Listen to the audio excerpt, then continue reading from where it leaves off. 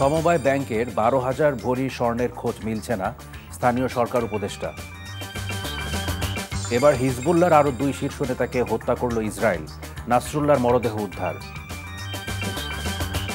ভয়াবহ আকার ধারণ করেছে ডেঙ্গু, একদিনে রেকর্ড 8 জনের মৃত্যু, আক্রান্ত 1200-র বেশি।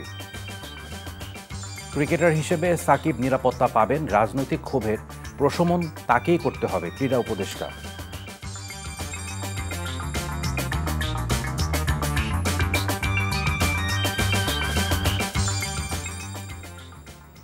আসসালামু আলাইকুম, নজরুল ইসলাম বাবু স্বাগত জানাচ্ছি এনটিভির মধ্যরাতের খবরে।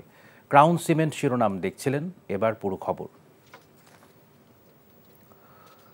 সমবায় ব্যাংকের 12,000 ভরি স্বর্ণের কোনো হদিস মিলছে না বলে জানিয়েছেন স্থানীয় সরকার বিষয়ক মন্ত্রণালয়ের উপদেষ্টা এএফ হাসান আরিফ। রোববার দুপুরে কুমিল্লায় এক অনুষ্ঠানে তিনি এ তথ্য জানান। ইতিবাচক মানসিকতার অভাবে সমবায় দাঁড়াতে পারছে না বলেও মন্তব্য তার। কুমিল্লা প্রতিনিধি মাহফুজ নান্টুকে সাথে নিয়ে রিপোর্টে আরও জানাচ্ছেন হাসান জাবেদ।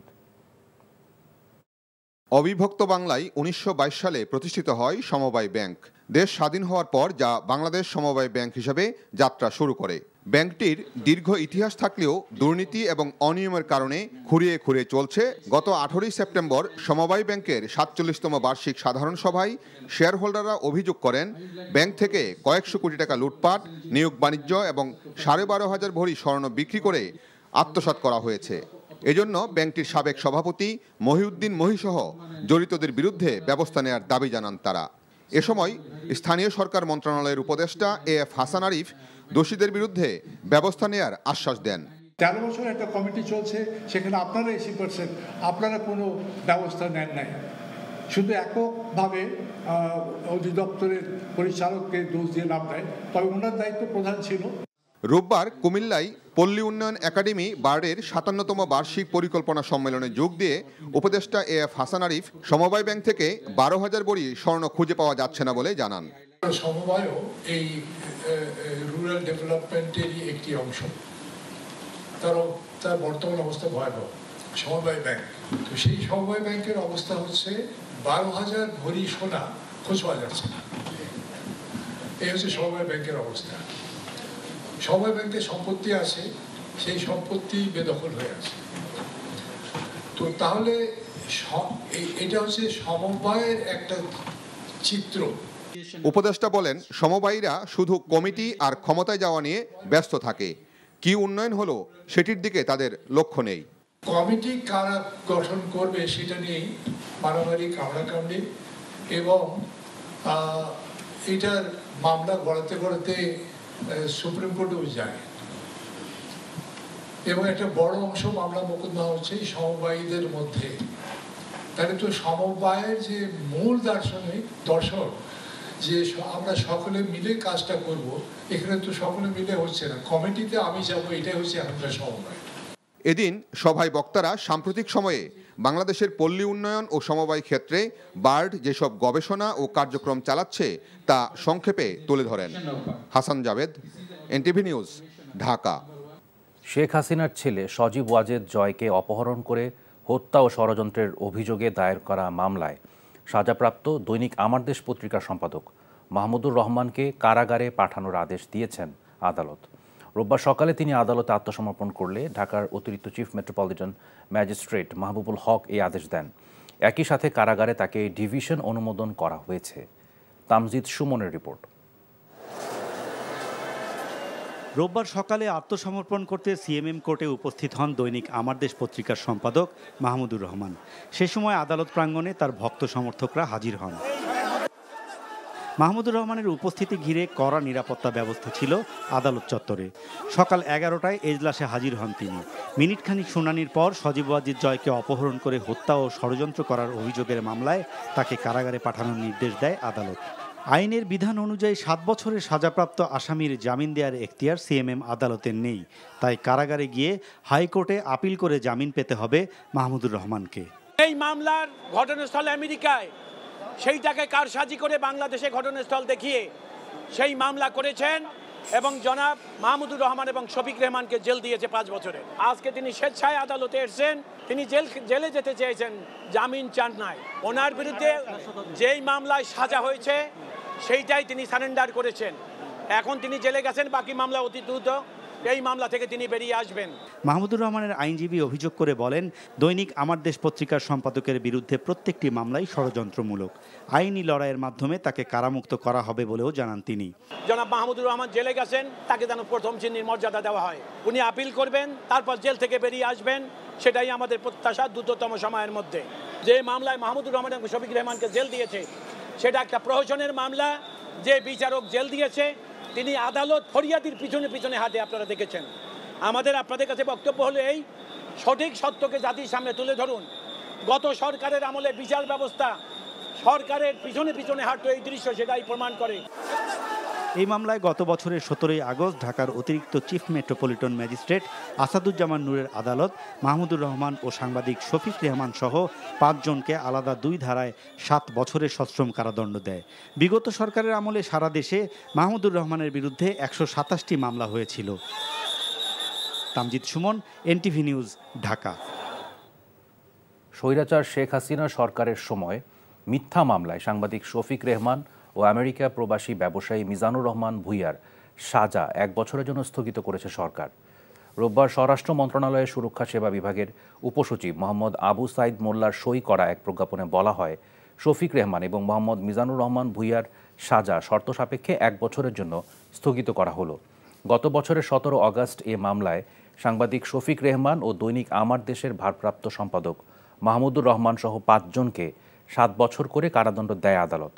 2015 সালের 3 আগস্ট পল্টন থানায় মিথ্যা মামলা করার 1 বছর পর শফিক রহমানকে গ্রেপ্তার করা হয়। পরে জামিনে মুক্তি পেয়ে দেশ ছাড়েন তিনি। স্বৈরাচার শেখ হাসিনা পতনের পর দেশে ফিরে আসেন তিনি। সংবিধান সংশোধন করার অধিকার শুধুমাত্র নির্বাচিত সরকারের। কেউ যেন আর গণতন্ত্র হরণ করতে না পারে, তাই সতর্ক থাকার আহ্বান জানিয়েছেন বিএনপির স্থায়ী কমিটির সদস্য হাফিজ উদ্দিন আহমেদ। অন্যদিকে গয়েশ্বরচন্দ্র রায় বলেছেন, দুর্গাপূজাকে কেন্দ্র করে দেশকে অস্থিতিশীল করার চক্রান্ত সফল হবে না। রোববার রাজধানীতে পৃথক অনুষ্ঠানে তারা এসব কথা বলেন। হাসান মাহমুদের রিপোর্ট। জিয়া মঞ্চের 31তম প্রতিষ্ঠা বার্ষিকী উপলক্ষে সংগঠনটির নেতাকর্মীরা শহীদ রাষ্ট্রপতি জিয়াউর রহমানের মাজারে শ্রদ্ধা নিবেদন করেন। পুষ্পস্তবক অর্পণ শেষে মরহুমের রুহের মাগফিরাত কামনা করা হয়। পরে গয়েশ্বরচন্দ্র রায় বলেন, গণতান্ত্রিক ব্যবস্থাকে গতিশীল রাখতে তারেক রহমান সহ বিএনপি নেতাকর্মীদের সব মিথ্যা মামলা প্রত্যাহার করতে হবে। এই জাতির নেতা তার বিরুদ্ধে যে সকল অন্যায় মামলাগুলি প্রত্যাহার করে গণতন্ত্রের চলার পথকে সুগম করবে। এই 5ই আগস্টে যারা পরাজিত শক্তি তারা বসে নেয়, তারা হয়তো একটা সাবর্ডাইজ করার চেষ্টা করবে। যে সকল অঞ্চলে সকল পূজাকে আমরা দেখভাল করবো, আমরা জনগণকে নিয়ে নিরাপত্তা দিব। আমি আশা করি কুচক্রী মহল যতই চেষ্টা করুক, জাতির কপালে কলঙ্ক লেপন করার সকল অপচেষ্টা আমরা অত্যন্ত কঠিন হাতে মোকাবেলা করব। এদিকে ডিআরইউ মিলনায়তনে জাতীয়তাবাদী মুক্তিযোদ্ধা দলের আলোচনায় হাফিজ উদ্দিন আহমেদ ছাত্র জনতার অভ্যুত্থানে শহীদ ও আহত পরিবারের জন্য বীর ভাতার দাবি জানিয়ে বলেন, বর্তমান অন্তর্বর্তী সরকারের অনেকেই 111 সরকারের ছিল, তাই সতর্ক হতে হবে। সংস্কার করার জন্য রাজনৈতিক দল যথেষ্ট, নির্বাচিত প্রতিনিধিরা যথেষ্ট। এই দেশে সংবিধান সংশোধন করার অধিকার একমাত্র নির্বাচিত জনপ্রতিনিধিদের। এই কথাটি ভুলে যাবেন না। যতই পিএইচডি ডিগ্রি থাকুক, এটা দিয়ে আপনারা সংবিধান সংশোধন করতে পারবেন না। এই উপদেষ্টা পরিষদের অনেকেই শেখ হাসিনার সহায়তার তালিকায় ছিলেন। তারা আগের সরকারগুলোকে সাহায্য করেছেন, 111 সময়ও করেছেন। এদিকে নয়াপল্টনে জিয়া মঞ্চের শোভাযাত্রা পূর্ব সমাবেশ থেকে বক্তারা দ্রুততম সময়ে নির্বাচন দেওয়ার দাবি জানান। Hasan Mahmud, NTV news, Dhaka. স্বৈরাচারী সরকারের ডিজিটাল সিকিউরিটি অ্যাক্ট সম্পূর্ণ বাতিল নয়, বরং ক্ষেত্র বিশেষে সংশোধন করার কথা জানিয়েছেন আইন উপদেষ্টা doctor Asif Nazrul. Digital security অ্যাক্টে বাক স্বাধীনতা খর্ব করে এমন ধারা বাতিল হবে বলে আশ্বস্ত করেছেন তিনি। রোববার রাজধানীর এনজিও সহায়ক ব্যুরো কার্যালয়ে তথ্য অধিকার বিষয়ে এক আলোচনা সভায় এসব কথা জানান আইন উপদেষ্টা। তবে সাইবার ক্রাইম দমনে যেসব ধারা আছে তা কার্যকর রাখার কথা জানান উপদেষ্টা। তথ্য অধিকার নিশ্চিতে সরকার আন্তরিকতার সাথে কাজ করছে বলেও জানিয়েছেন ডক্টর আসিফ নজরুল। প্রোডাক্ট কিংবা সব প্রোডাক্ট চাই টিআইবি একটা অসাধারণ। আমাদের সরকারের পক্ষ থেকে আমরা তথ্য অধিকার 82 যেই সমস্ত আইন ছিল, যে সমস্ত আইন করার পরিকল্পনা ছিল, সেগুলি বাতিল করার চেষ্টা করব। ক্ষেত্র বিশেষে সংশোধন করতে হবে। যেমন ধরেন সাইবার সিকিউরিটি অ্যাক্টরা অনেকের জনপ্রিয় দাবি হচ্ছে এটাকে বাতিল করে দেওয়া। আমি যখন লেখালেখি করেছি আমি কখনো বাতিল করতে বলি নাই, কারণ এখানে দুই ধরনের অপরাধ আছে। একটা হচ্ছে কম্পিউটার অফেন্স, একটা হচ্ছে স্পিচ অফেন্স। স্পিচ অফেন্স আমি বাদ দিব, কিন্তু কম্পিউটার অফেন্স, হ্যাকিং করা, ব্ল্যাকমেইল করার চেষ্টা করা, সেটাকে যদি আমি ক্রিমিনালাইজ করার থেকে বাতিল করি তাহলে দেশে অরাজকতা হয়ে যাবে। দিনাজপুর 5 আসনের সাবেক সংসদ সদস্য ও আওয়ামী লীগ সরকারের প্রাথমিক ও গণশিক্ষা মন্ত্রী মোস্তাফিজুর রহমান ফিজার মারা গেছেন। তার বয়স হয়েছিল 71 বছর। ঢাকার ল্যাবএইড ক্যান্সার হাসপাতালে চিকিৎসাধীন অবস্থায় রোববার রাত 8টায় তার মৃত্যু হয় বলে হাসপাতাল সূত্রে জানা গেছে। সোমবার দিনাজপুরে পৃথক 3টি জানাজা শেষে পারিবারিক কবরস্থানে তাকে দাফন করা হবে।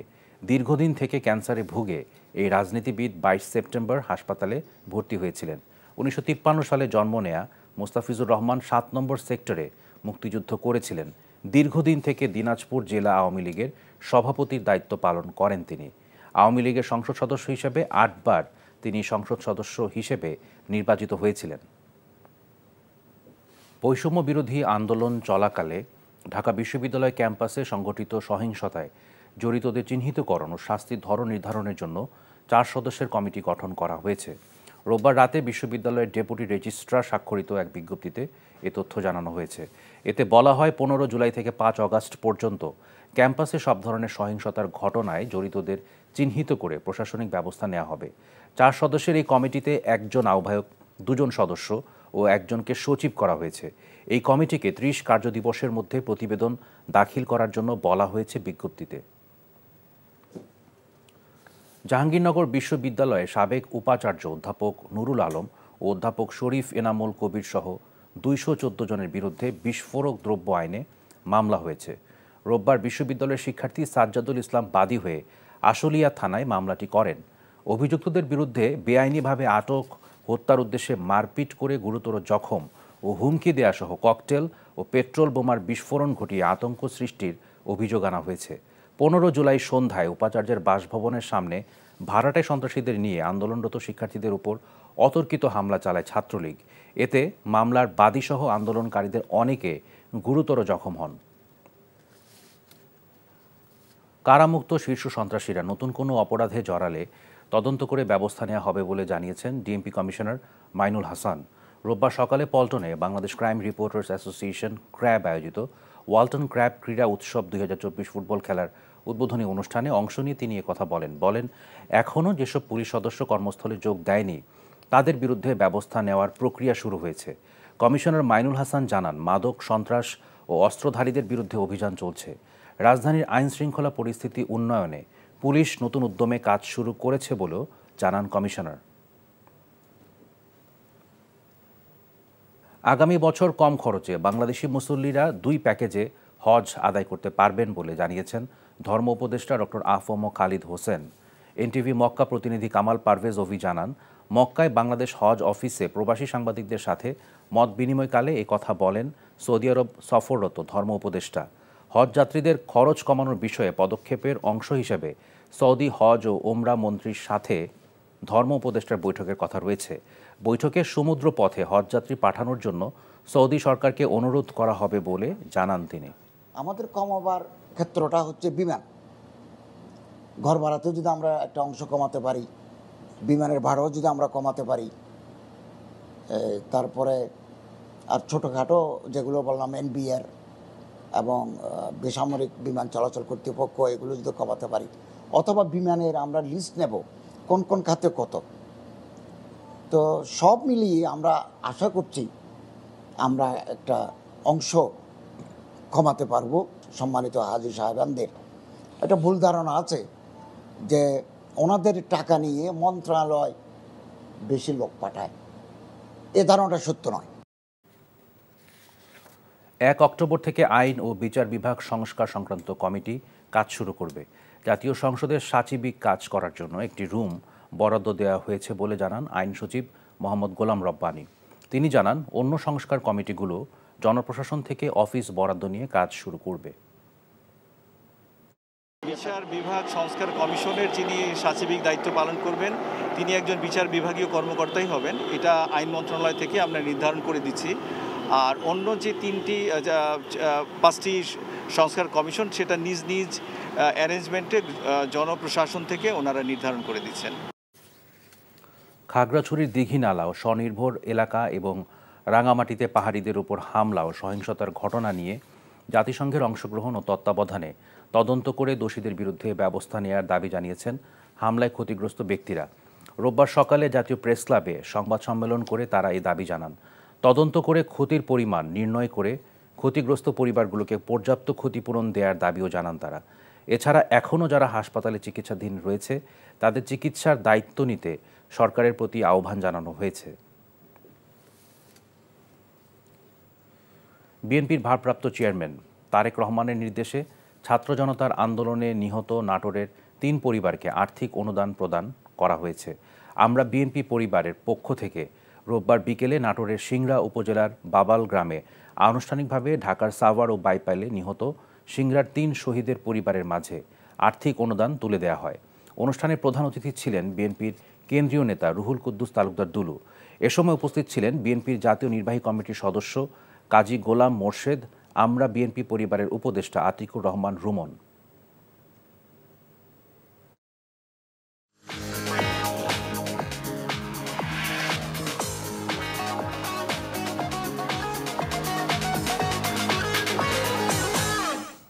নগদ নিবেদিত অর্থনীতির খবর। আইএমএফ, বিশ্বব্যাংকের মতো ইন্টারন্যাশনাল ফাইন্যান্স কর্পোরেশন আইএফসিও অর্থনৈতিক খাত সংস্কারে আর্থিক ও কারিগরি সহায়তা দেবে বলে জানিয়েছেন অর্থ উপদেষ্টা ডক্টর সালেউদ্দিন আহমেদ। রোববার সকালে সচিবালয়ে বিশ্বব্যাংক এবং আইএফসির প্রতিনিধি দল অর্থ উপদেষ্টার সাথে সাক্ষাৎ করে। এরপর সাংবাদিকদের ব্রিফিংয়ে সালেউদ্দিন জানান, অক্টোবরে আইএমএফের বোর্ড মিটিংয়ে টাকার বিষয়ে সিদ্ধান্ত হবে। আর্থিক এসব আন্তর্জাতিক সংস্থা থেকে সহায়তা আসবে এনবিআর, ব্যাংক এবং জ্বালানি সহ অন্যান্য খাতে সংস্কারের জন্য। সাকিব ছাড়াই টি-20তে খেলার অভ্যাস গড়ে তুলতে হবে বলে জানিয়েছেন বিসিবি পরিচালক নাজমুল আবেদিন ফাহিম। এই অলরাউন্ডারের পরিবর্তে যেই সুযোগ পাবেন তাকে বাড়তি দায়িত্ব নিতে হবে বলে জানিয়েছেন তিনি। এছাড়াও পরিবর্তিত পরিস্থিতিতে মিরপুরে আর সাকিবের খেলার সম্ভাবনা দেখছেন না এই পরিচালক। সাকিব যেই মুহূর্তে সিদ্ধান্ত নিয়েছে ও আর খেলবে না টি-20, আমার মানে আমাদের সামনেই ভাবতে হবে, পিছনে আর না। হতে পারে যে ও থাকলে ভালো হতো, কিন্তু সেই চিন্তাতে আঁকড়ে ধরে রাখি আমরা, সামনে এগোনোটা মুশকিল হবে। তার জায়গায় যে আসবে আমাদের উচিত হবে তাকে সাহস জোগানো, সেই যেন সাকিবের অভাবটা পূরণ করতে পারে বা পুরো দল মিলে যেন সাকিবের অভাবটা পূরণ করতে পারে, সেদিকে আমাদের ফোকাস করা উচিত হবে। ফুটবল। বাংলাদেশের জার্সিতে খেলতে আগ্রহী মোহামেডানের ফরওয়ার্ড সুলেমান দিয়াবাতেকে নিয়ে ইতিবাচক বাফুফে। ন্যাশনাল টিমস কমিটির মাধ্যমে আনুষ্ঠানিকভাবে মালির এই ফুটবলারকে আমন্ত্রণ জানানো হবে বলে নিশ্চিত করেছেন বাফুফের সাধারণ সম্পাদক ইমরান হোসেন তুষার। ক্রীড়ামোদী দর্শক আছে, তাদের একটা চাহিদা আছে জিয়াবাতে খেলার জন্য, এবং আমাদের কোচদের বলেন আমাদের বাফুফেরও ইন্টারেস্ট আছে জিয়াবাতে যেন বাফুফের বাংলাদেশের হয়ে খেলতে পারে। আগেও একবার দিয়েছিলাম, কিন্তু 5ই আগস্টের পরবর্তী পরিস্থিতিতে ওইটা যোগাযোগ করে আনাটা ডিফিকাল্ট হয়ে গেছে। তো নতুন করে আমরা আবার স্বরাষ্ট্র মন্ত্রণালয়ে তার 5 বছরের ইমিগ্রেশনের ডাটাবেস চেয়েছি। মোহামেডান ক্লাবের সাথেও অফিসিয়ালদের সাথেও যোগাযোগ করেছি। তো ন্যাশনাল টিমস কমিটি ডিপার্টমেন্ট থেকে তাকে ডেকে তার সাথে ফাইনালভাবে কথাবার্তা বলে আমরা কাজ আগিয়ে নিব। সমবায় ব্যাংকের 12,000 ভরি স্বর্ণের খোঁজ মিলছে না, স্থানীয় সরকার উপদেষ্টা। এবার হিজবুল্লাহর আরও 2 শীর্ষ নেতাকে হত্যা করল ইসরায়েল, নাসরুল্লাহর মরদেহ উদ্ধার। ভয়াবহ আকার ধারণ করেছে ডেঙ্গু, একদিনের রেকর্ড 8 জনের মৃত্যু, আক্রান্ত 1200-র বেশি। ক্রিকেটার হিসেবে সাকিব নিরাপত্তা পাবেন, রাজনৈতিক ক্ষোভের প্রশমন তাকেই করতে হবে, ক্রীড়া উপদেষ্টা। এই ছিল মধ্যরাতের খবরে। এই খবরের ভিডিও সহ আপডেট জানতে ভিজিট করুন এনটিভি অনলাইন www.ntvbd.com। এছাড়াও এনটিভির জনপ্রিয় সব অনুষ্ঠান ও খবরের আপডেট জানতে ভিজিট করুন আমাদের ইউটিউব ও ভেরিফাইড ফেসবুক পেজ। সকাল 7:30টায় সকালের খবর দেখার আমন্ত্রণ রইল। ধন্যবাদ সবাইকে।